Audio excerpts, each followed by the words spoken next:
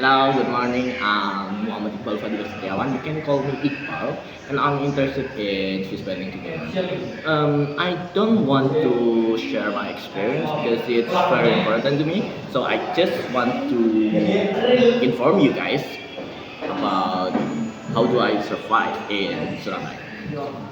First thing, saving money is very important because you don't know how to when you have sudden event and you have to wear a dress code, which is I don't have any dress code in my room. I don't bring it out because I don't know. First thing.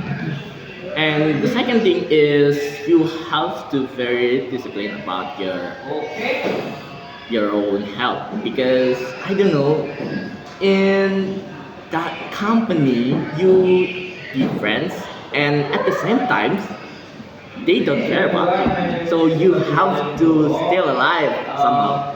So and the third is maybe how to gain money because when I'm in the third month of my internship, I do have a lot of money from the cash in Satisfy because they really do give you money if they satisfy.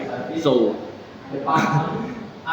my income is from the cash. So yeah, good luck, bye.